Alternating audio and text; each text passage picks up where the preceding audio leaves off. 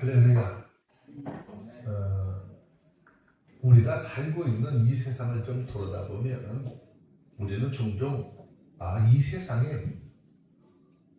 무엇이 세상을 움직이고 있는가? 힘이라는 것이 모든 것을 움직이고 있는 것처럼 느껴질 때가 많이 있습니다. 강한 나라가 약한 나라를 지배하고 돈과 권력이 정의보다 앞서는 그런 세상을 바라보면서 우리는 어떤 생각을 하게 됩니까? 이것이 현실이다라고 생각하면서 모든 것을 포기하죠. 그리고 스스로 말하기를 세상이 힘 있는 자의 것이라고 하면 나도 이런 힘을 좀 가져가야 되겠어. 키워봐야 되겠다는 생각을 하면서 그 힘을 키우기 위해서 모든 수단과 방법을 가리지 않습니다. 그리고 어느 정도 그것이 얻어지고 나면 그 사람은 세상을 보는 시각이 달라져요. 모든 것이 자기 손 아래, 발 아래 있는 것처럼 여겨져서 그 권력으로, 그 힘으로 횡포를 부리기 시작을 하는 것이 이 세상의 삶입니다. 그런데 성경은 우리에게 전혀 다른 이야기를 들려주고 있습니다. 세상을 진정으로 움직이는 분은 세상의 왕도 아니고 제국도 아니고 어떤 인간의 힘도 아니라는 것이죠.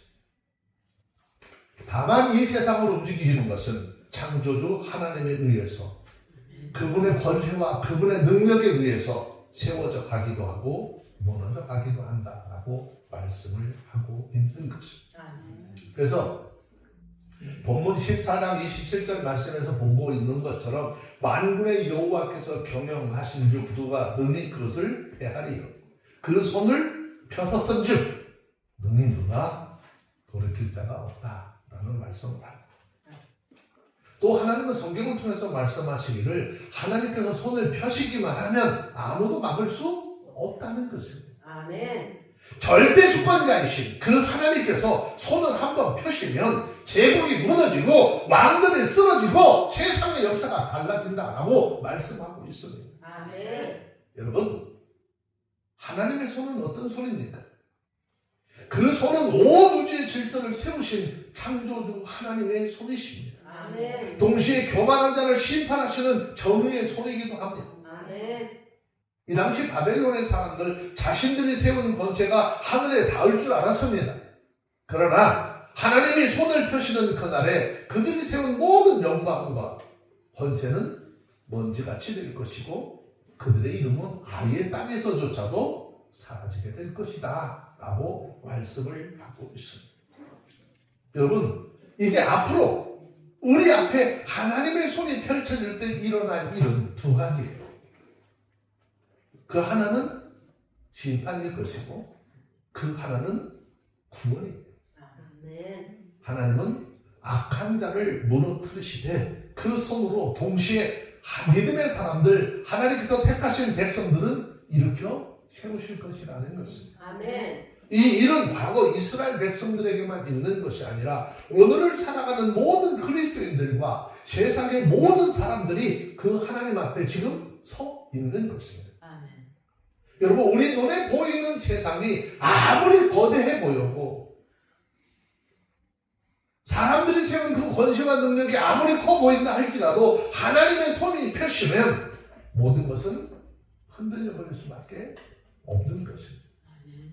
우리의 삶에 있어도 우리 민족에도 이 세상에도 하나님의 손이 펴실 때 하나님의 뜻은 반드시 이루어질 것인데 오늘 말씀을 통해서 그 하나님의 손길 앞에 불의한 세상에서 삶을 살아가는 동안 우리가 얼마나 든든한 믿음으로 신앙을 지키며 살아야 하는지 함께 깨닫고 은혜 나누는 그리고 또 다짐하는 그런 시간이 되어지기를 주의로 축원합니다. 아멘. 먼저 우리가 알아야 될 것이 하나가 있는데 하나님 앞에서 교만한 세대의 끝은 멸망이라는 거예요. 다시 이야기하면 교만한 자의 삶도 마찬가지고 국가적인 능력과 힘이 있다고 교만하게 떨게 되면 그 끝은 멸망이라고 하는 것입니다. 자, 이사야서 14장 21절, 22절 두 절 말씀을 함께 보도록 합니다. 읽겠습니다. 시작.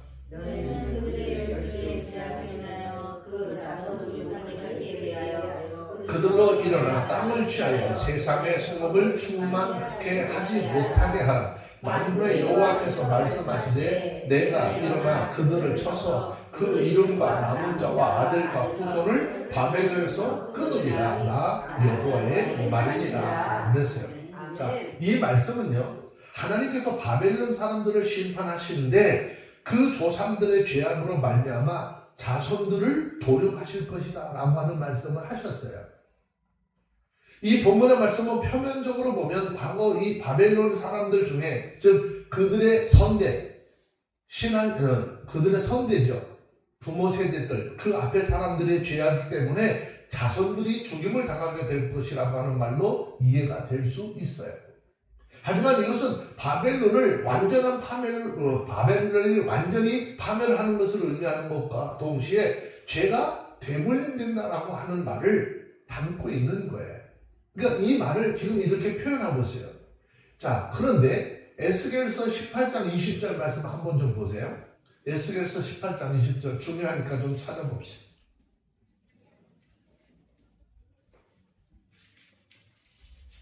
에스겔 18장 20절 함께 찾았으면 읽어봅니다. 시작.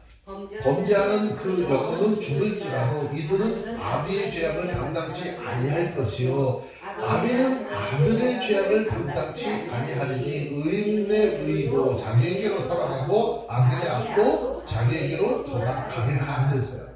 그러면 이 에스겔서 18장 20절의 말씀을 비추어서 본다면 지금 이사야서 14장 21절 22절 말씀하고 있는 것은 좀 타당치 않은 이야기가 있겠죠. 자식이 아비의 죄악으로 심판을 받지 않는다라고 에스겔서에서 말씀을 하고 있습니다. 자, 그래서 본문에서도 그들의 조상의 죄악으로 말미암아 그의 자손을 도륙한다라고 하는 이 말씀의 의미는 어떤 의미일까요? 이건 뭔가 좀 잘못돼서 한글 말씀대로 제기를 할 것이 아니라는 거죠. 물론 앞에 두 말씀을 비교를 하면 서로 모순이 되는 것처럼 보이는 것은 사실이에요. 그런데 본문의 말씀은 아무런 죄도 없는 바벨론 사람들이 자손들이 단지 그 조상들의 죄악을 조상들이 악했다는 삶하는 이유로 도륙당한다는 말이냐? 아니에요. 이는 열주의 교만과 악행을 그대로 물려받는 그 자손들을 도륙한다라고 하는 의미지 전체를 다 쓸어버리겠다라고 하는 말씀이 결코 아니라는 것입니다.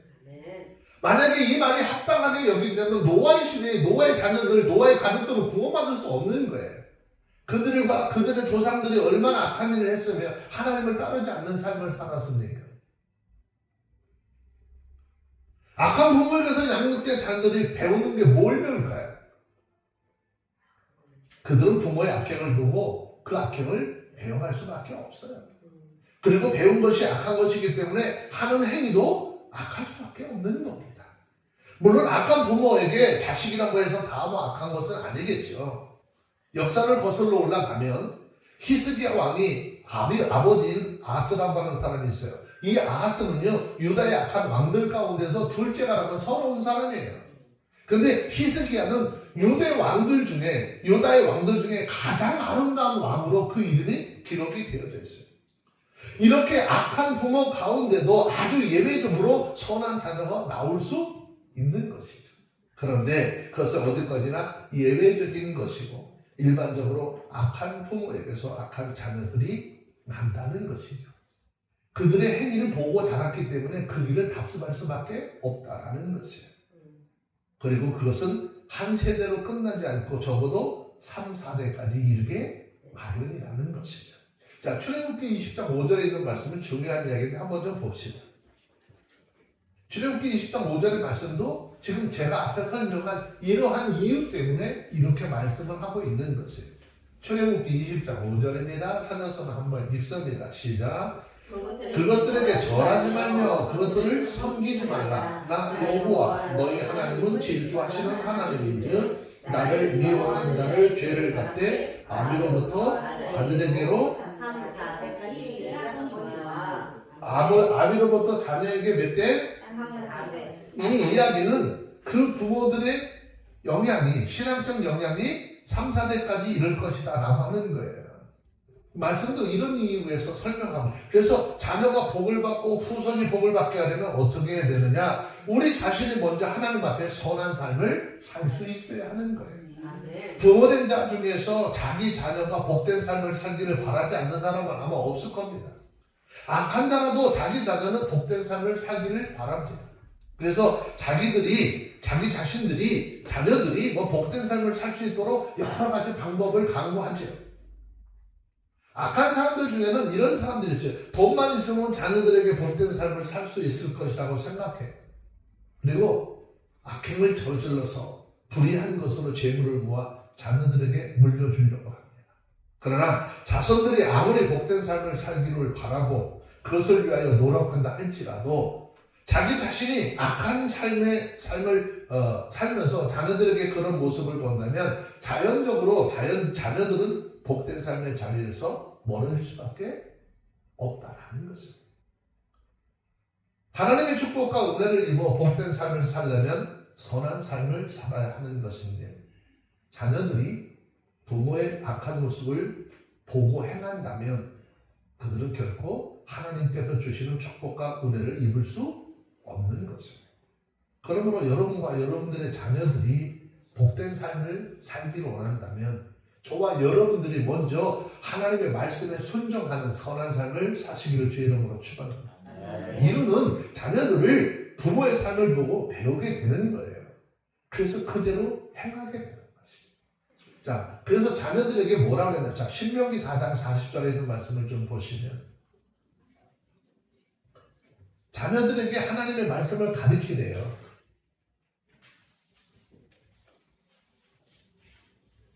신명기 4장 40절. 그러면 그 말씀을 지키는 자들에게 어떻게 하겠다? 약속했는데 한번 봅니다. 시작. 오늘 내가 네게 명하는 여호와의 규례와 명령을 지키라. 너와 내 후손이 복을 받아 내 하나님 여호와께서 내게 주시는 땅에서 한없이 오래 살리라. 그냥 오래 사는 것이 아니라 한없이 오래 살리라. 한없이 그러니까 재미도 없어. 어떻게? 한없이 오래 살 거야.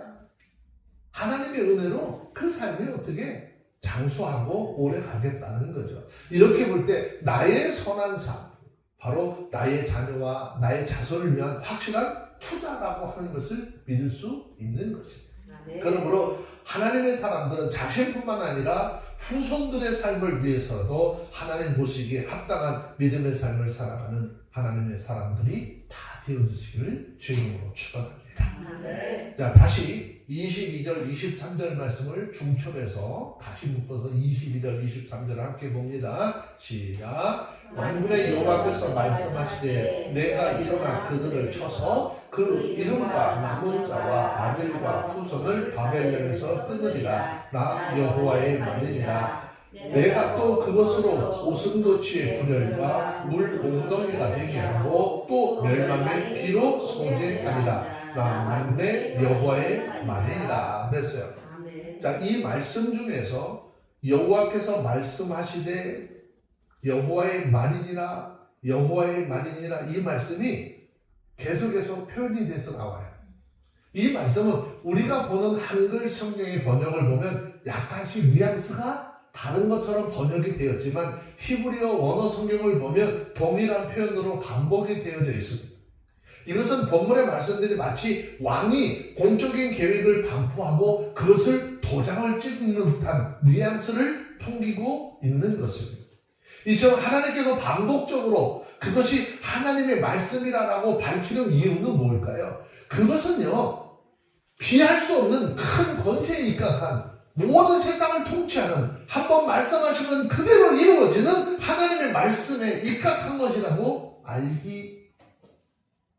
알려주기 위해서 반복적으로 설명하고 있습니다. 아울러서 이 말씀 속에 숨어있는 의미는 반드시 그것이 시행될 것이라는 거예요. 아멘. 다시 말해서 장차 지금은 이루어지지 않는다 할지라도 장차 반드시 이루어질 것입니다. 한번 생각해 보세요.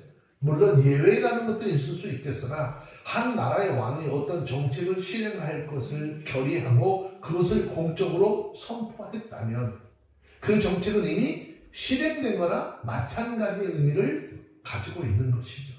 왜 그렇습니까? 그것은 한 나라의 권력을 손에 쥔 자가 자신의 이름과 권위를 걸고 약속을 보장하고 있기 때문인 거예요. 또 사람들 역시도 이 약속을 신뢰하고 입안된 이 정책에 따라서 자신들의 삶을 계획하는 것은 너무나도 자연스러운 거죠. 그러나 때로는 이 세상의 통치자, 이 세상을 다스리는 주권자들이 내세운 정책이나 공약들 중 어떤 것을 실행하지 못하고 물거품처럼 사라질 수도 있는 것이에요. 이러한 결과 초래되는 것은 그들의 권력과 권세가 한계가 있기 때문이다라고 하는 것이에요. 아울러서 그들이 사람이란 점, 곧 그들이 변하기 쉬운 인간이라고 하는 측면에서 그러한 결과가 발생한 이유라는 것입니다. 이와 달리 어떤 통치자와 권세와 권력이 무한하고 그 인격과 성품이 변덕스럽거나 가면적이지 않고 한결같다면 어떨까요? 한번 상상해 보세요. 한번 이야기한 건 반드시 그대로 해. 집행되도록 해라고 하는 사람이라고 하면 어떻게 될까요? 그가 세운 정책, 그가 계획한 바 하나도 빠짐없이 그대로 다 이루어지게 할 거예요. 아멘. 우리는 그러한 능력과 권세를 가지신 분이 또 신실하시고 변함없는 성품과 인격을 소유하신 분이다라고 하는 것을 알고 있는 것이죠. 아멘. 그분이 누굽니까? 바로 우리의 아버지가 되시고 우주 만물을 창조하신 전지전능하신 하나님, 신실하신 하나님, 만왕의 왕이시고 만주의 주가 되신 우리의 하나님이신 거예요. 아멘. 그분의 능력은 그야말로 세상의 능력으로 헤아릴 수 없을 만큼 무한하십니다. 아멘. 그분은 한번 말씀하신 것은 반드시 이루시고 성취하십니다. 자, 그래서 성경은 여기에 대해서 말씀하시기를 민수기 23장 19절에서 말씀하시기를 민수기 23장 19절 말씀을 한번 보실래요?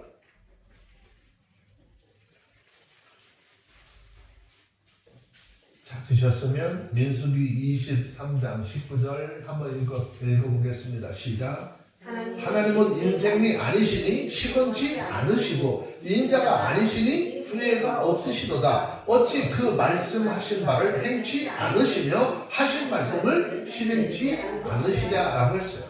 왜냐? 그분이 하신 말씀은 그분이 영원하고 온전한 그분의 존재와 성품 그리고 그분의 탁월하고 완전한 경륜에서 나온 것이기 때문이에요. 아멘. 이처럼 완전한 하나님의 뜻, 하나님의 계획을 모두 담아놓은 것이 뭘까요? 바로 저와 여러분들이 날마다 손에 들고 다니고 있는 바로 하나님의 말씀인 성경입니다. 아멘. 그래서 우리는 이 성경의 말씀을 그대로 읽어야 하는 것이고요. 아멘. 성경의 말씀을 들어야 하는 것이에요. 아멘. 여러분 하나님 믿습니까? 아멘. 하나님 믿는다라고 하면 하나님의 영원하심과 진실하심과 그 하나님의 지혜로우심과 그 하나님의 권세와 영광이 한이 없음을 알고 계시고 믿고 신뢰해야 된다는 거예요. 아멘. 능히 이루지 못할 일이 있으신 그 하나님의 능력. 아멘. 그와 같은 믿음이 있다면 우리는 하나님의 말씀에 대해서도 100% 확신하고 믿고 따를 수 있는 것입니다. 아멘. 그리고 그 힘과 능력, 권세와 영광이 한이 없으신 우리 하나님, 축복의 근원이시고 아멘. 완전한 지혜 가운데 공의의 사랑의 말씀으로 베푸시는 하나님, 그처럼 하나님의 말씀을 믿고 신뢰하는 우리 모두를 축복하실 것이고 아멘. 그 축복을 은혜를 받은 사람들은 그 말씀 안에서 흔들림이 없는 삶, 변함이 없는 삶, 온전하고 지혜로운 삶을 살도록 성령께서 이끌어 주시는 거예요. 아멘. 내가 하나님의 말씀에 대한 믿음, 확신이 없으면 우리 하나님 앞에 인도받을 수 없는 것입니다.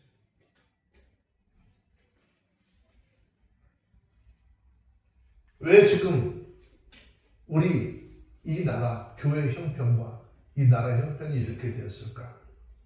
그건 결국 교회 속에 침투한 악한 세력들, 그 악한 세력들을 교회에서 배척하지 못하고 쳐내지 못하니까 그것이 자리를 잡고 세상까지 영향을 미치게 된 거예요.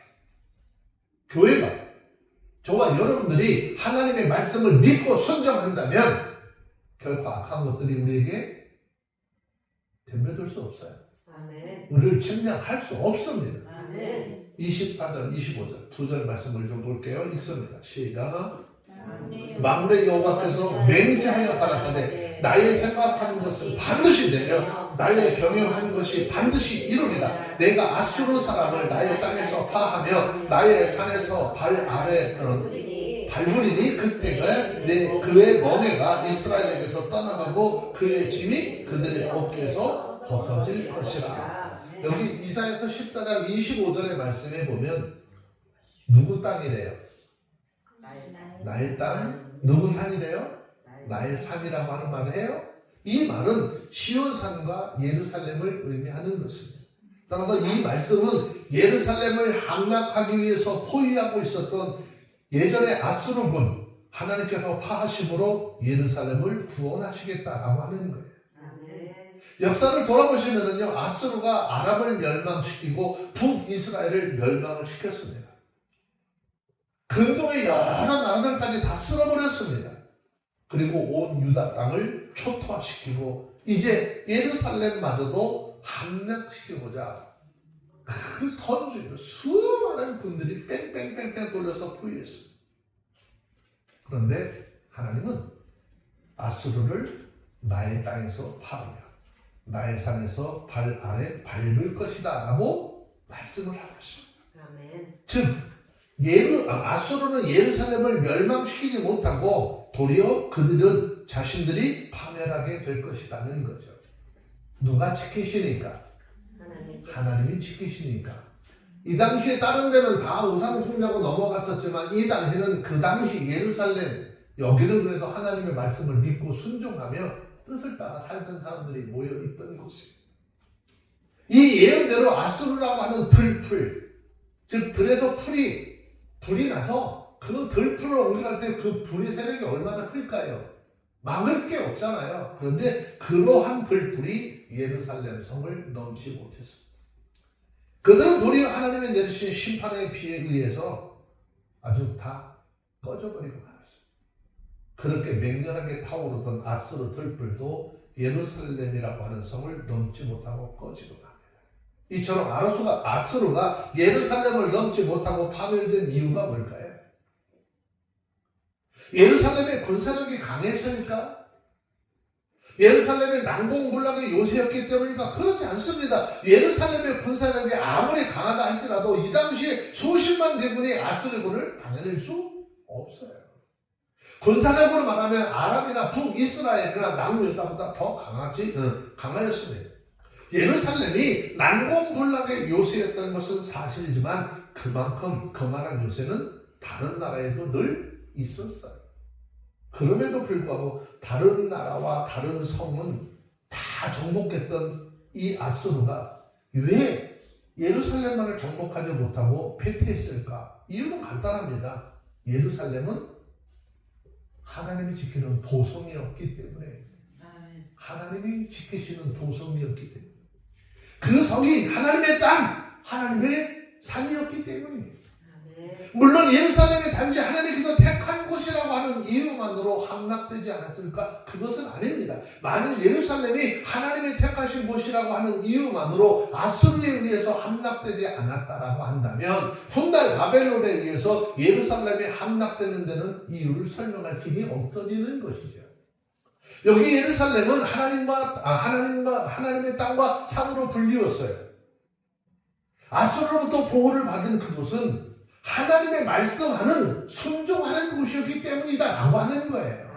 그 당시에 그곳에 있던 사람들은 어쨌든 하나님의 말씀에 순종하는 사람들이 모여서 하나님을 바라보고 하나님께 소망을 두고 살았던 사람들이었기 때문이라는 거예요. 그런 도성이었기 때문이라는 거예요.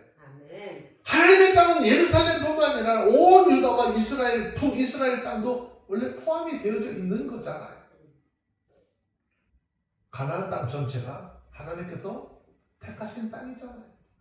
그런데도 다른 땅, 특히 북이스라엘 지역은 아수르에 의해서 침략이 되고 함락이 되고 오직 예루살렘만 남게 됐는데 다른 지역은 다 하나님을 배반하고 하나님의 말씀에 불순종할 때 예루살렘은 하나님의 말씀을 따라 순종했기 때문이었어요. 예루살렘은 이 당시에 왕이 히스기야 왕이었어요. 히스기야 왕을 중심으로 해서 온 성 안의 사람들 하나님 앞에 부복하고 하나님의 도우심을 구하고 그 하나님의 말씀에 순종하는 삶을 살았다는 것입니다. 우상들이 세워진 난 다 부셨어요. 다 깨부셨어요. 그 결과 하나님은 하나님의 말씀에 순종하는 예루살렘의 악의 세력들을 진탈로부터 보호해 주셨다는 것입니다. 아멘. 마찬가지입니다. 오늘날 이 땅에 세워진 하나님의 나라, 하나님의 교회, 하나님의 말씀에 순종하는 교회를 악의 세력으로부터 보호해 주시는 것이에요. 아멘. 여러분, 우리가 눈에 보이는 세상의 교회가 얼마나 많습니까? 그들이 다 하나님의 보호를 받을까요? 그들이 다 하나님의 보호를 받는 것이 아닙니다. 비록 하나님의 교회로 불린다 할지라도 하나님의 말씀에 순종하지 않는 교회는 하나님으로부터 보호하심을 받지 못하는 것이에요. 주변에 다니다 보면 건물이 크게 세워진 교회들이 있죠. 무슨 교회? 이름은 뭐라고 붙였어요? 하나님의 교회. 이름은 하나님의 교회잖아요. 그런데 그것에 과연 하나님이 계실까요?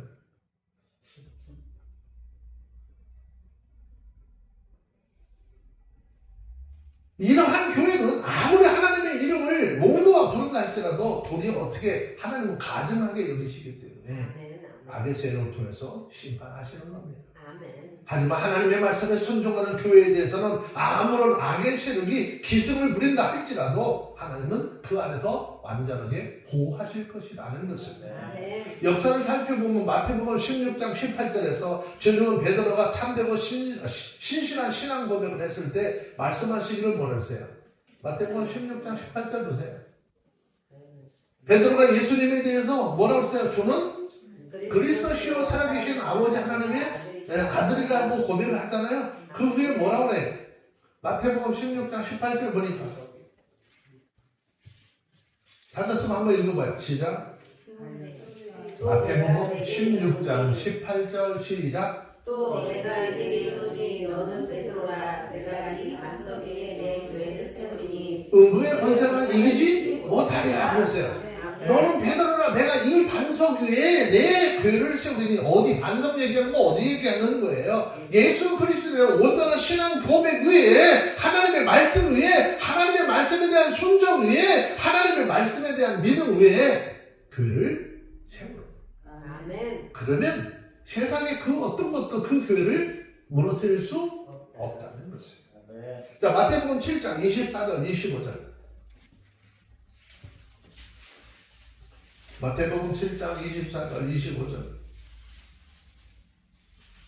읽겠습니다. 시작. 그러므로 누구든지 이 말을 듣고 행하는 자는 그 집을 반석 위에 지은 지혜로운 사람 같더니 비가 내리고 창수가 나고 바람이 불어 그 집에 부딪히되 무너지지 아니하나니 이는 주초를 반석 위에 놓은 가만이야.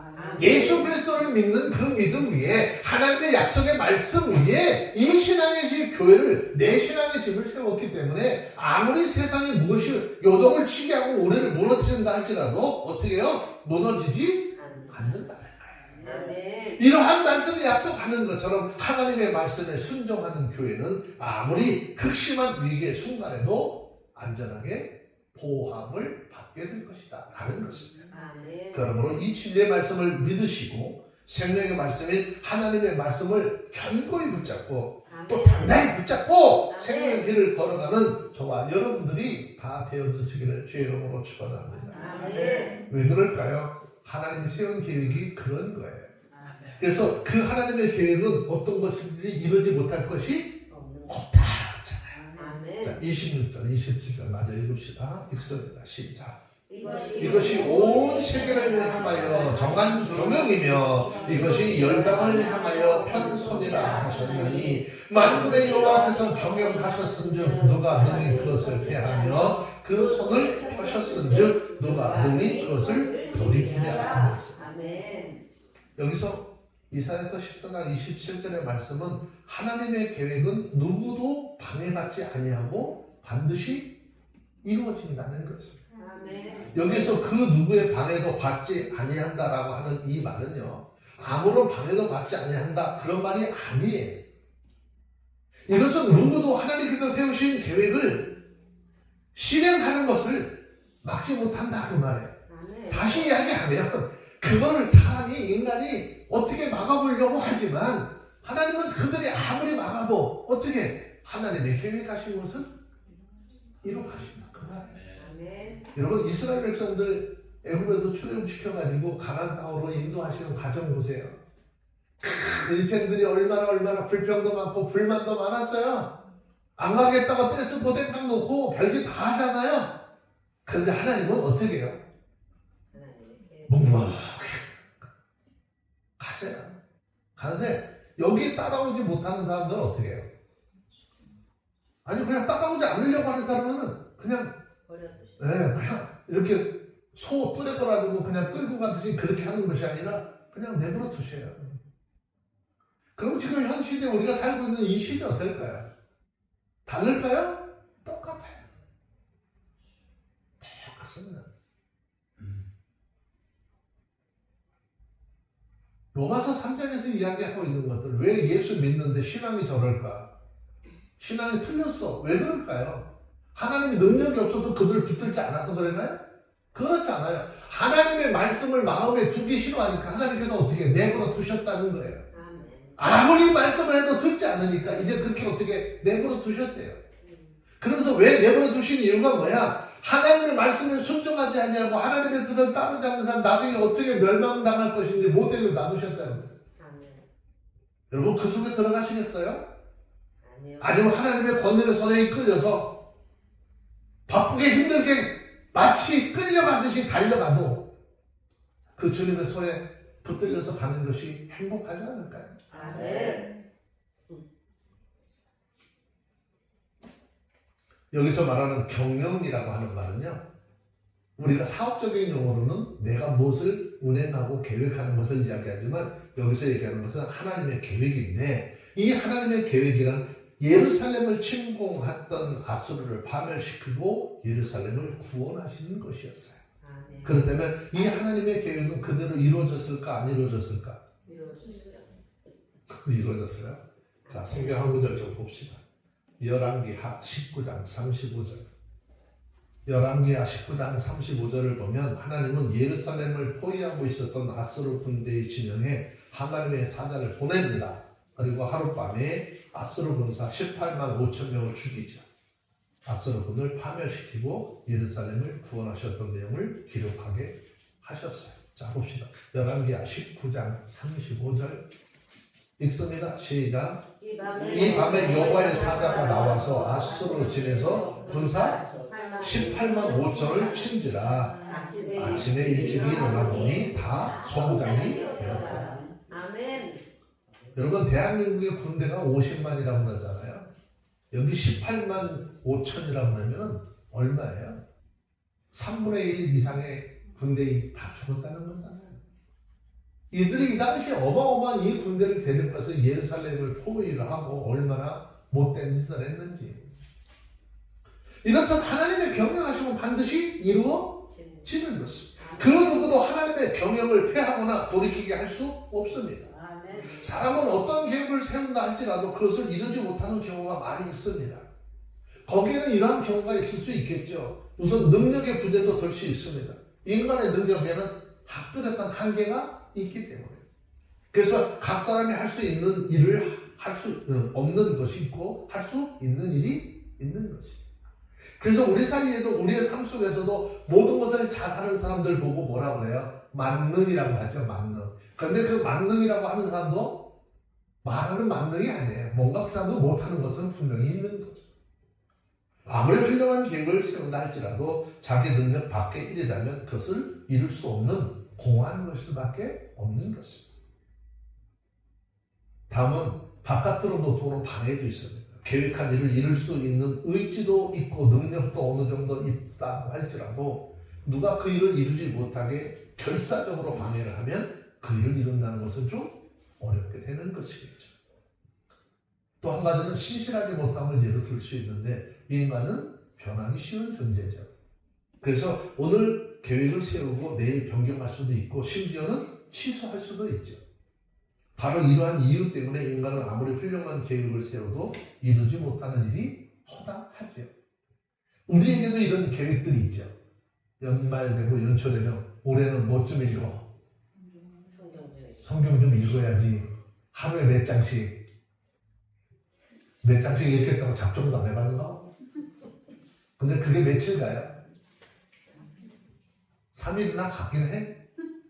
작심 3일이라는 얘기가 그래서 나온 거잖아요. 그런데 하나님은요, 인생들과 다른 분이에요. 우선 하나님은 능력에 한계가 없으시죠.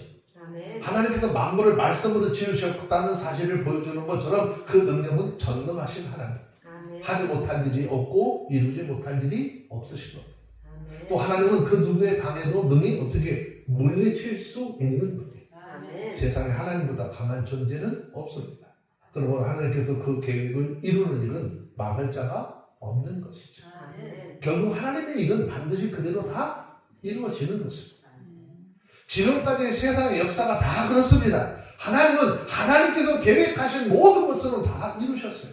아멘. 그리고 하나님이 계획하시고 말씀하신 것 중에 이루어지지 않는 것 아무것도 없었습니다. 아멘. 그야말로 하나님의 하신 말씀은 하나도 빠짐없이 다 이루어졌다는 것이죠. 그런데 그 중에 아직 한 가지 이루어지지 않는 것이 있어요. 이것은 하나님이 이루지 못한 것이 아니라 아직 하나님이 계획한 때가 차지 않아서 이루지 않으신 것이죠. 그것이 뭐예요? 우리의 이 세상을 멸망시키는 바로 악한 세상을 완전히 멸망시키시고 새로운 세상을 세우시고 하나님의 백성들을 그 악의 구렁텅이에서 건지시는 것입니다. 아멘. 이것은 하나님의 종말론적인 계획으로 불려지는 것이죠. 사람들은 이런 하나님의 계획의 실현성에 대해서도 의심을 합니다. 혹자는 그 계획이 변경된 것이 아닌가 의심을 하는 사람들도 있습니다. 왜냐하면 하나님의 세상에 대한 심판의 예언은 선포된 지 이미 오래되었어요. 그런데 이 세상은 여전히 존재되어지고 있다는 것이죠. 그러나 결코 폐하여지거나 변경된 것이 아니라는 사실을 믿으셔야 해요. 아멘. 이것은 아직 때가 이르지 않았을 뿐입니다. 아멘. 비록 현재 요원하게 보이지만 그것은 반드시 이루어질 때가 옵니다. 아멘. 여러분, 예수님 반드시 오십니다. 아멘. 예수님은 단시 우리를 데리러 오실 거예요. 아멘. 우리는 그 날을 기다리는 소망을 가지고 온전한 믿음을 가지고 살아가야 하는 것입니다. 아멘. 얼마 가지 않아 하나님께서 정하신 때가 이르면 하나님의 종말론적인 계획을 가지고 반드시 이루어지게 하실 거예요. 아멘. 그래서 우리 모두는 여기에 대한 믿음과 확신을 가져야 한다는 거예요. 아멘. 이 마지막 때를 살아가는 우리가 여기에 대한 확신이 무너져 버리면 자꾸 세상적인 방법을 찾아갈 수밖에 없는 거예요. 우리가 하나님의 약속을 말씀을 믿고 여태까지 하나님께서 계획한 모든 것들을 이루셨다는 것을 믿는다면 끝까지 그 믿음에 흔들리지 말아야 돼요. 아멘. 약속의 말씀, 하나님의 말씀을 더욱더 가까이 하고 하나님과 작정을 분별해서 마지막 때를 살아가는 지혜로운 사람들이 다 되기를 주의 이름으로 축원합니다. 아멘. 성경 한 구절 좀 찾아서 읽어보고 마칩시다. 마태복음 5장 7, 8절.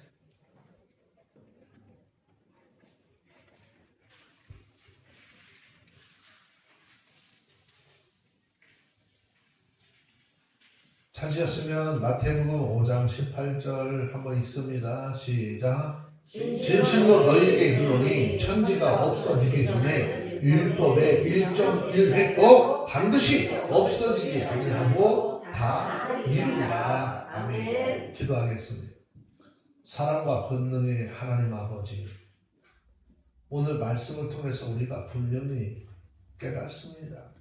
또 깨닫게 하시니 감사합니다. 아멘. 세상은 강한 자가 다스리는 것만 같고 권력과 교만이 높이 서 있는 것처럼 보이지만 주님 오늘 말씀을 통해서 알게 하셨습니다.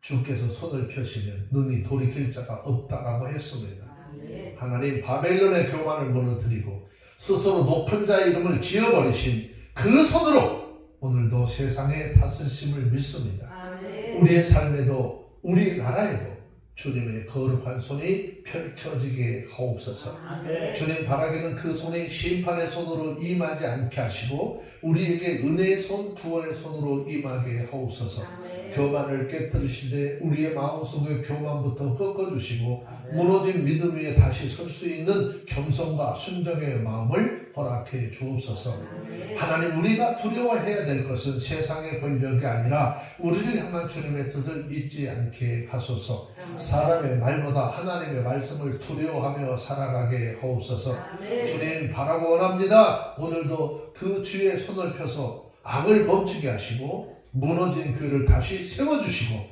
절망에 주저하던 하나님의 사람들의 심령을 일으켜 주시옵소서. 아멘. 주께서 손에 펼치시면 세상의 역사가 바뀌고 세상의 그 하나님의 능력을 통해서 생명이 회복되는 줄을 믿습니다. 아멘. 그러므로 주님의 손 아래 겸손히 서서 주님을 믿는 믿음 안에서 말씀에 순종하는 삶을 살아가게 하여 주시옵기를 아멘. 우리 주 예수 그리스도의 이름으로 기도합니다. 아멘. 아멘.